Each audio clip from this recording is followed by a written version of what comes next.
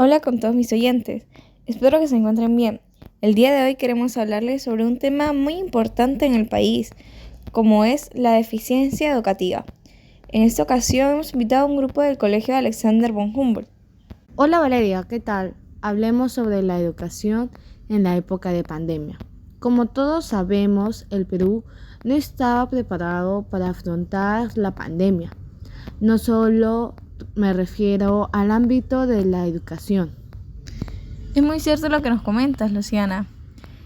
Como todos sabemos, el Perú sufrió mucho con la pandemia, ya que somos un país que no teníamos planes, estrategias de cómo afrontar esta pandemia, una crisis mundial. Si bien es cierto, muchos niños no tenían los recursos necesarios para la educación virtual.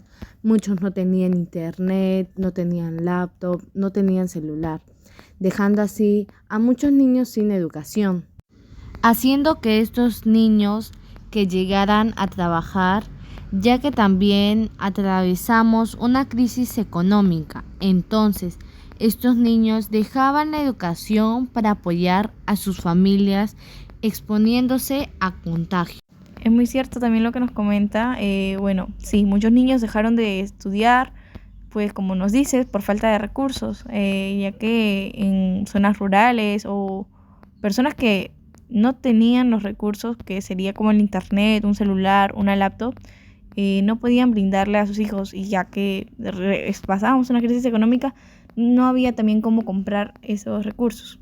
Bueno, también vimos la iniciativa del Estado que realizó un programa para que los niños del Estado pues puedan avanzar un poco en el ámbito de la educación y no se queden tan atrás.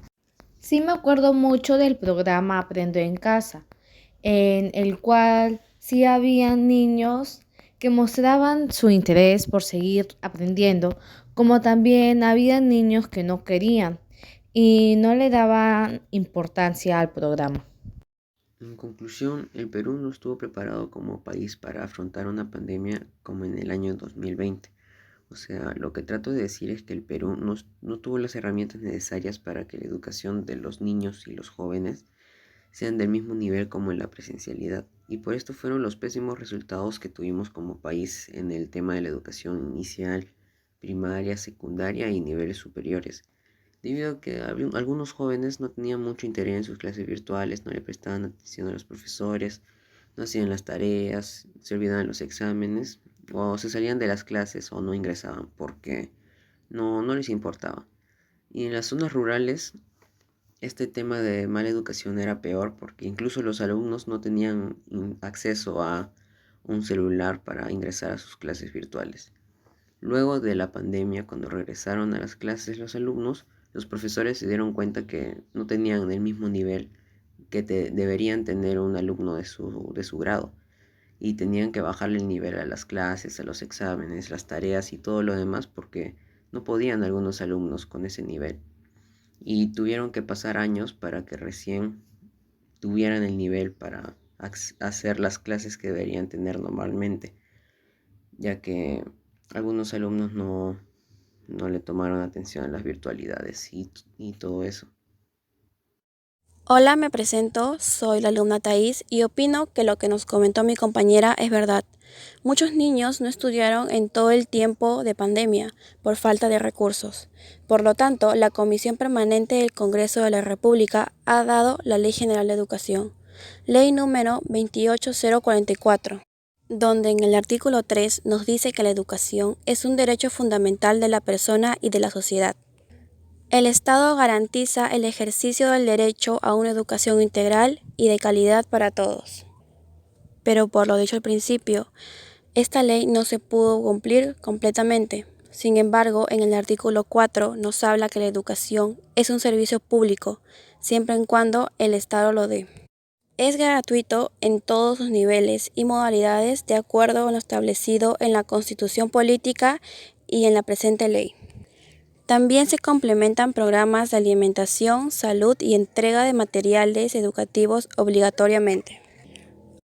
Ahora en el artículo 9 hablaremos de los fines de la educación peruana, los cuales son formar personas capaces de lograr su realización ética, intelectual, artística, cultural, afectiva, física, espiritual y religiosa, promoviendo la formación y consolidación de su identidad y autoestima, su integración adecuada y crítica a la sociedad para el ejercicio de su ciudadanía en armonía en su entorno, como el desarrollo de sus capacidades y habilidades para vincular con su vida con el mundo del trabajo y afrontar los incesantes cambios en la sociedad y el conocimiento. También contribuir a formar una sociedad democrática, solidaria, justa e inclusiva, próspera, tolerante y forjadora de una cultura de paz que afirme la identidad nacional sustentada en la diversidad cultural, étnica y lingüística. Supere la pobreza e impulse el desarrollo sostenible del país y fomente la integración latinoamericana, teniendo en cuenta los retos de un mundo globalizado. Buenos días, Valeria. Siguiendo esta información que a veces nosotros los ciudadanos no estamos informados, hay un tema importante que ignoramos, la cual es la educación en zonas rurales. Porque si bien nuestros padres, nosotros siendo estudiantes, nos envían al colegio y llegamos en máximo 20 minutos, en otras zonas del país las personas no tienen esta misma disposición, lo cual es preocupante, debido a que si nuestro país realmente fuera supervisado como organizaciones como la UNICEF, el Estado realmente hubiera sido apresado hace tiempo. Y un buen ejemplo de esto nos referimos a zonas alejadas en la sierra, las cuales no se les toma en cuenta. Los niños y niñas no tienen internet, su colegio no cuenta con agua y para llegar a se demoran como 4 horas y mínimo 2, caminando, tomando algún colectivo, algún medio de transporte e incluso ir en burro. Sin mencionar que hay veces en que hace un montón de frío y cuando hace un montón de calor, en la época del verano, tienen que caminar bajo todo ese sol por un montón de tiempo. Y sin ir muy lejos, incluso sin ir a la sierra, tocando el tema de la sierra, refiriéndonos, ya quiero contar una experiencia que yo viví, que observé cuando viajé a Nazca. Pasa que es cierto, cuando uno va a Nazca tiene que pasar por Palpa. Yo estaba viajando y vi cómo desde lo más alto, desde un cerro, bajaban los niños para ir a su colegio. Y yo me pongo a pensar, o sea, eso es todos los días del año, todos los días, todas las semanas, todos los meses del año, todos los años, y su situación no cambia. Y realmente me pongo a pensar y digo, ¿esto es así? O sea, si esto, siendo en la costa, es realmente preocupante, ya cómo se da en la sierra, que el colegio ni siquiera tiene una buena educación, porque los colegios estatales no tienen una buena educación, no avanzan en la educación. Ya, y la verdad hay que ponernos a pensar y el Estado está mal, la educación está mal, hay que cambiar esto. Le doy paso a mi compañero.